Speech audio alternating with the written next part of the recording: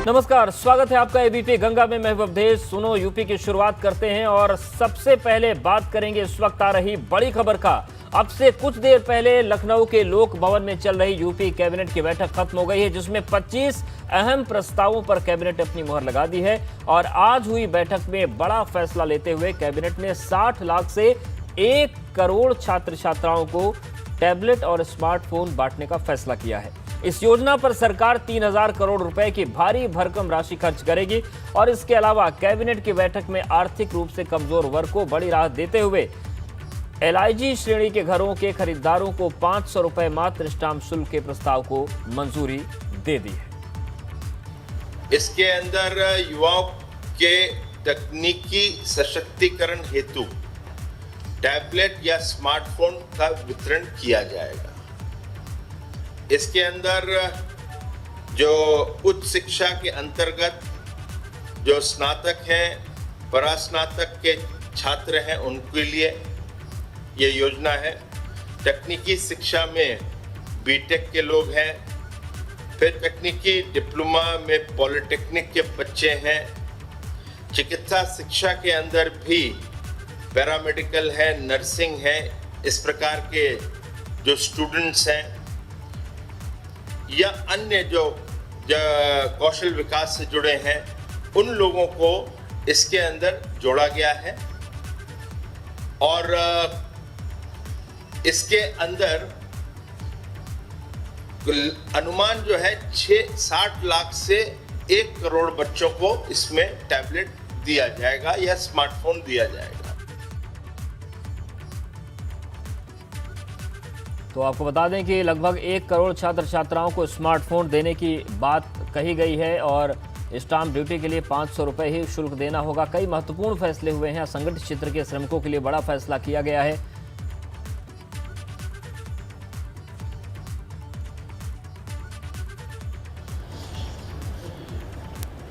तो इन सब बिंदुओं पर आज और अन्य कुछ बिंदु थे, वो जिससे सामुदायिक स्वास्थ्य केंद्र हैं, उसके जीत शीर हो गए हैं, उसको तो तोड़ा जा रहा था। ये छोटे छोटे हैं, वो आप लोगों को प्रेस नोट में दे दिया जाएगा।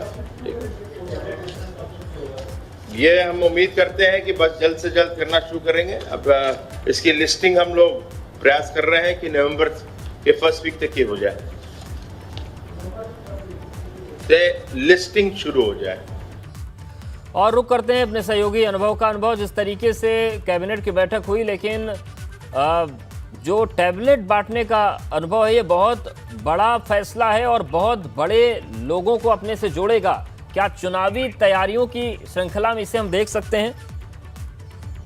देखिए, बिल्कुल ये एक बड़ा फैसला है सरकार का। आप अंदाजा लगाइए, 3000 करोड़ का बजट है और ये भी कहा गया है कि अगर पैसे की और जरूरत पड़ेगी तो वो भी हम इसमें लगाएंगे। 1 करोड़ युवाओं को उत्तर प्रदेश में टैबलेट दिया जाएगा, स्मार्टफोन दिया जाएगा।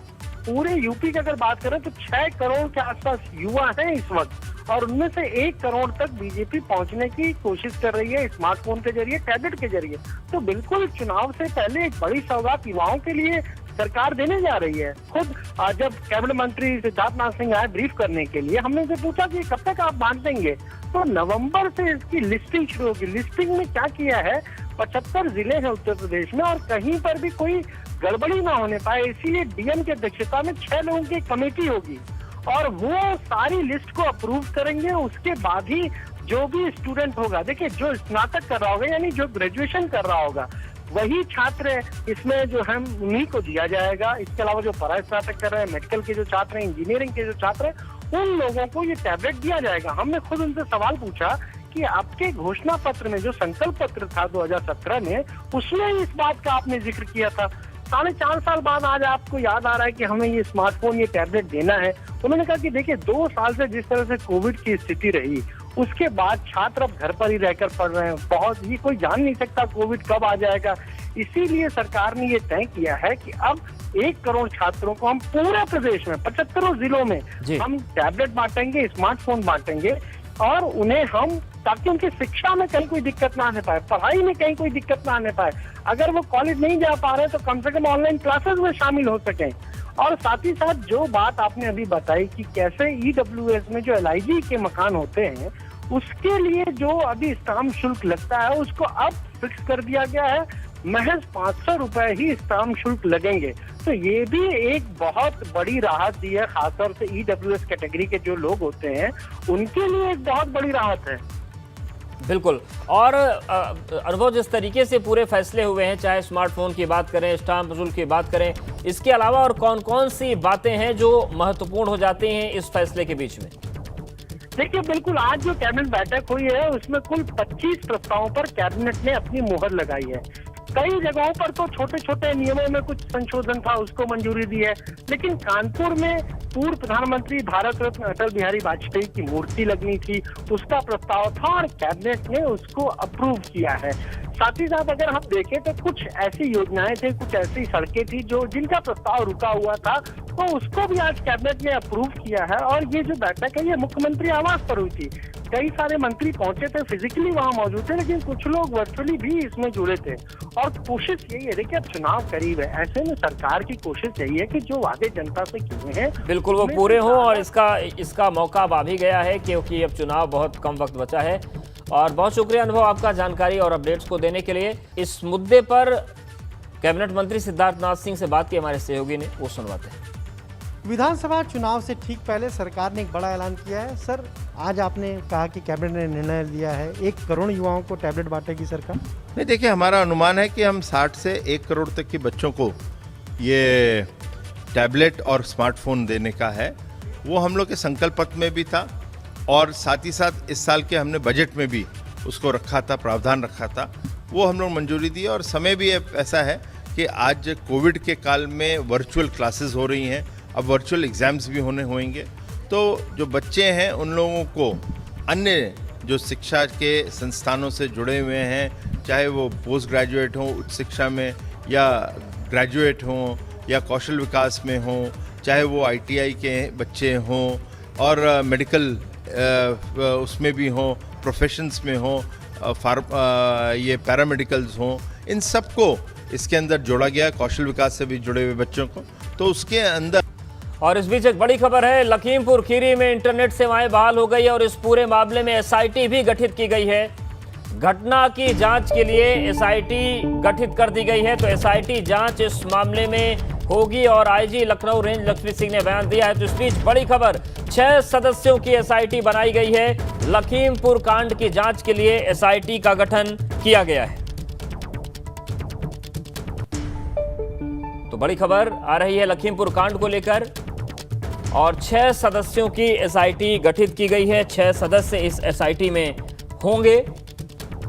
तो घटना की जांच के लिए SIT बना दी गई है। तो बड़ी खबर आ रही है लखीमपुर खीरी कांड को लेकर, IG रेंज लक्ष्मी सिंह ने बयान दिया है कि अब जो लखीमपुर कांड हुआ है इसमें 6 सदस्यों की SIT जो है वो इस पूरे मामले की जांच करेगी, क्योंकि सवाल लगातार बड़े होते जा रहे हैं। मामला बेहद हाई प्रोफाइल है, 8 लोगों की जान गई है, और जिस तरीके से एक के बाद एक वीडियो सामने आ रहे हैं उसके बाद से सवाल और गहरे और गंभीर होते चले जा रहे हैं। तो बड़ी खबर आपको बता दें कि 6 सदस्यों की SIT टीम लखीमपुर खीरी कांड की जांच करेगी। तो ये इस वक्त की बड़ी खबर है।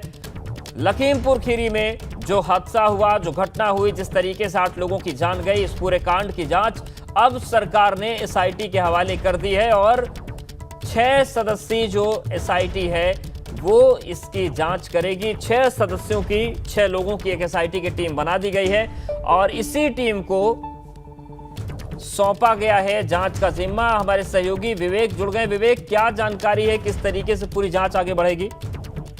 जी अवधेश, देखिए, जिस तरह से सवाल उठ रहे थे लगातार शुरुआत से ही कि घटनाक्रम क्या है, गलती किसकी है, और जो मंत्री के बेटे का नाम आ रहा है, किसानों के पथराव करने की बातें सामने आ रही हैं, कुछ लाठी पीटने वाले वीडियो भी वायरल हो रहे हैं, कुछ ऐसे वीडियो भी वायरल हो रहे हैं जिसमें कोई गाड़ी जाते हुए दिख रही है और किसानों को कुचलते हुए दिख रही है, किसानों पर तेज रफ्तार से गाड़ी चढ़ाते हुए नजर आ रहे हैं वीडियो में लोग। तो इन सारे सवालों का जवाब पाने के लिए आईजी लखनऊ रेंज लक्ष्मी सिंह ने एक एसआईटी का गठन किया है। हालांकि अभी ये स्पष्ट नहीं है कि उसमें कितने अधिकारी होंगे, कौन होंगे, लेकिन इस एसआईटी में पूरे उन सवालों की जांच होगी जो लगातार सोशल मीडिया से सामने आ रहे हैं या एबीपी गंगा लगातार अपने दर्शकों को दिखा रहा है, वो सवाल उठा रहा है। ऐसे तमाम सवाल हैं जिनसे रहस्य राज उठना बाकी है, पर्दा उठना बाकी है, जो रहस्य बने हुए हैं, क्योंकि बहुत सारी चीजें अभी रविवार को जिस तरीके से लखीमपुर खीरी में कांड हुआ था उसको लेकर एसआईटी जांच करेगी। रविवार को लखीमपुर खीरी में हुई जघन्य घटना को बीते 2 दिन गुजर चुके हैं, लेकिन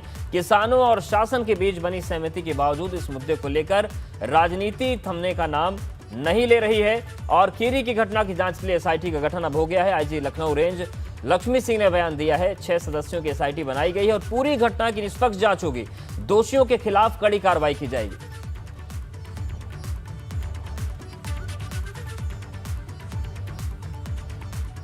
तो देखिए, इस पूरे मामले में राजनीति भी हो रही है, कैंडल मार्च भी निकाला जा रहा है और जघन्य घटना जो लखीमपुर खीरी में हुई 2 दिन बीत चुके हैं और राजनीति भी थमने का नाम नहीं ले रही है। सीतापुर की तस्वीरें हम आपको दिखा रहे हैं जहां पर हिरासत में ली गई कांग्रेस महासचिव प्रियंका गांधी को हिरासत में लिया गया और देखिए कांग्रेस के कार्यकर्ता जो हैं वो कैंडल मार्च निकाल रहे हैं क्योंकि जो पीएसी गेस्ट हाउस है वहीं पर गिरफ्तार करके प्रियंका गांधी वाड्रा को रखा गया है।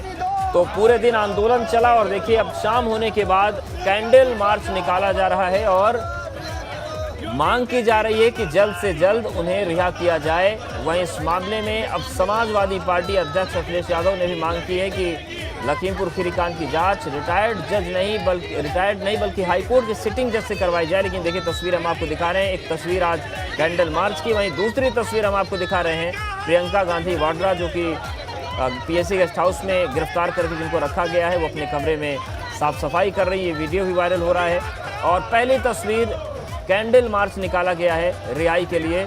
नीतीश हमारे साथ जुड़ गए, सीधे नीतीश का रुख करते हैं। नीतीश, ये जो कैंडल मार्च निकाला जा रहा है क्या मांगे हैं और किस तरीके की स्थितियां हैं वहां सियासी तौर पर? हम लोग की सहानुभूति है। अवधेश जी, सिर्फ कैंडल मार्च नहीं निकला बल्कि मांगों की मशाल भी यहां पर निकाली गई और लोग यहां पर प्रियंका गांधी वाड्रा के समर्थन में सड़क पर निकले हैं। आप देखिए ये जो कैंडल है सिर्फ कैंडल नहीं है बल्कि ये एक संदेश है और इन संदेशों को लिखने के पीछे वजह क्या है और क्या ये संदेश है इसके बारे में जान लेंगे। क्या लिखा है आप लोगों ने? हम लोगों ने लिखा है पीजी जिंदाबाद। हम इसके माध्यम से अपनी नेता का समर्थन करना चाहते हैं और हम ये कहना चाहते हैं कि हम उनके हर एक कदम में साथ हैं और हम हर प्रकार से साथ हैं। जब तक हमें यहाँ रहना पड़ेगा हम रहेंगे और उनके संघर्ष में हर प्रकार से उनका साथ देंगे। पीजी जिंदाबाद यानी प्रियंका गांधी जिंदाबाद। आप देखिए ये समर्थक हैं और इन्होंने जिंदाबाद लिखा है और सिर्फ लिखा ही नहीं है बल्कि इनके मन में क्या है ये जान लेंगे। युवा हैं ये, यहाँ पर आए, ये लिखा, कैंडल मार्च निकाला, मशाल जुलूस निकाला आप लोगों ने, क्या उद्देश्य और कौन से जो 3 मांगे रख रहे हैं वो कौन कौन है? पहली मांग ये है, देश में सबसे बड़ा होता है किसान की जो हत्या हुई है, दीदी वहां मिलने जा रही थी तो योगी और मोदी जी के तानाशाही जो ये सरकार दिखा रहे हैं, दीदी जी को आज 3रा दिन है, 48 घंटे हो गए बंद करके रखे हैं। हम सब दीदी जी के समर्थन में, दीदी जी को सहयोग में हम सब आज पीजी मतलब प्रियंका गांधी जी जिंदाबाद के माध्यम से दीदी जी को ये समर्थन देना चाहता हूँ कि दीदी जी हम आपके साथ हैं और समर्थन देना चाहते हैं। अवधेश जी, आपको बता दूं कि 10 जिलों से ज़्यादा जिलों से लोग यहाँ पर आए हैं। कई प्रांतों से, राजस्थान और अन्य प्रांतों से भी लोग यहाँ पर पहुँचे हुए हैं और ये देखिए यहाँ पर ये जो कार्यकर्ता हैं वो ये देखिए यहाँ पर ये महिलाएं भी यहाँ पर पहुँची हुई हैं। और इसके साथ ही आपको बताएं अवधेश जी कि यहाँ पर जिस तरह से कार्यकर्ता पहुँच रहे हैं, लगातार कार्यकर्ताओं की भीड़ बढ़ती जा रही है, तो उनकी 3 मांगे हैं। पहली मांग अगर बात करें तो प्रियंका गांधी वाड्रा को रिहा करने की मांग है।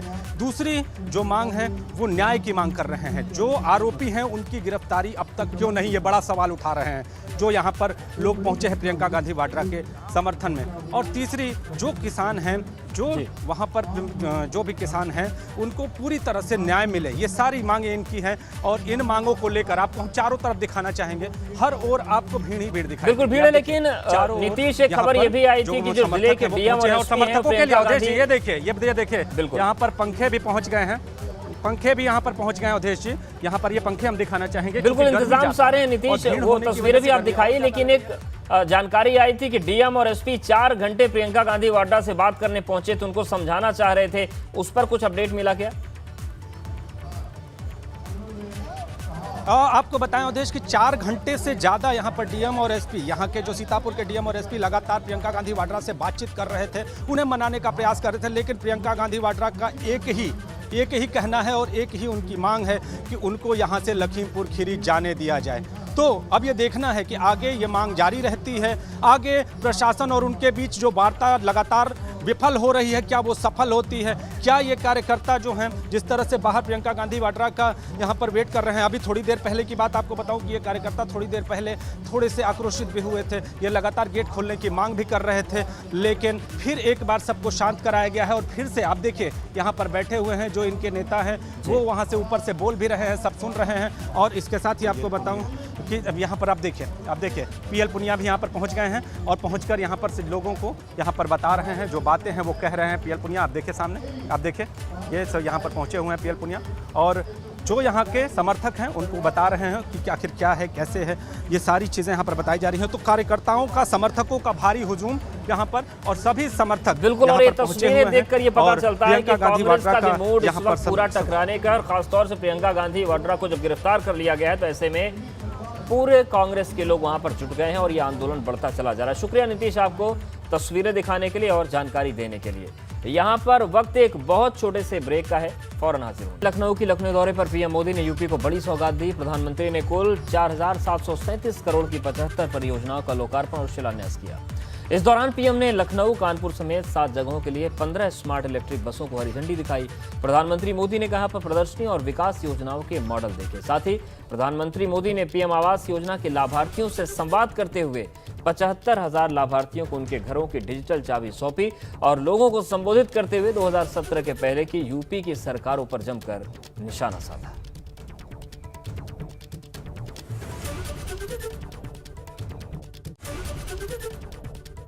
2017 से पहले यूपी में जो सरकार थी वो गरीबों के लिए घर बनवाना ही नहीं चाहती थी। गरीबों के लिए घर बनवाओ, इसके लिए हमें पहले जो यहां सरकार में थे उनसे मिन्नतें करनी पड़ती थी। 2017 से पहले पीएम आवास योजना के तहत यूपी के लिए 18,000 घरों की स्वीकृति दी गई थी। 18,000।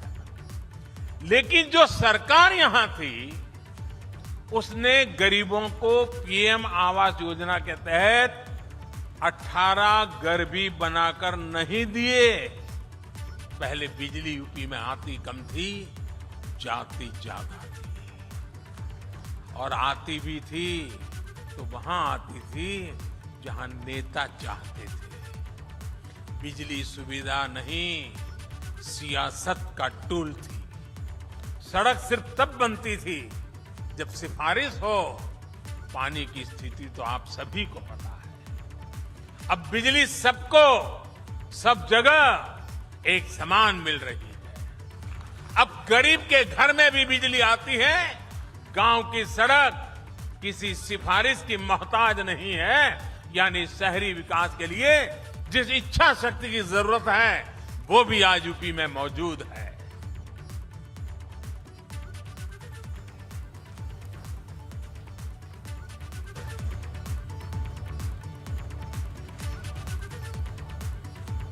तो लखनऊ के दौरे पर प्रधानमंत्री थे और क्या क्या वहां पर तस्वीरें सामने आई वो हम आपको दिखा देते हैं। सौगात मिली उत्तर प्रदेश को, और लखनऊ दौरे पर प्रधानमंत्री ने 75 परियोजनाओं की सौगात दी, इलेक्ट्रिक बसों को हरी झंडी दिखाई, प्रदर्शनी देखी और यूपी में बदलाव के मॉडल को देखा। तो ये 5 तस्वीरें हम आपको दिखा रहे हैं। तो यूपी विधानसभा चुनाव के लिए समाजवादी पार्टी अपने प्रचार अभियान को तेज करते हुए 12 अक्टूबर से पूरे प्रदेश में समाजवादी विजय यात्रा की शुरुआत करने जा रही है। इस यात्रा में सपा अध्यक्ष अखिलेश यादव खुद रथ यात्रा निकालेंगे और प्रदेश के हर जिले और तहसील का दौरा करके सीधे जनता से संवाद करेंगे और जनता से परिवर्तन की अपील करेंगे और समाजवादी पार्टी के लिए जन समर्थन जुटाएंगे। लेकिन इस यात्रा को लेकर पार्टी की तरफ से जो पोस्टर जारी किया गया है उसमें से मुलायम सिंह यादव की तस्वीर गायब है। इस पोस्टर में अखिलेश यादव के अलावा बाबा साहब भीमराव अम्बेडकर, पूर्व राष्ट्रपति डॉक्टर एपीजे अब्दुल कलाम और कई वरिष्ठ समाजवादी नेताओं की तस्वीर है। सपा के संस्थापक मुलायम सिंह यादव की तस्वीर इससे नदारद है।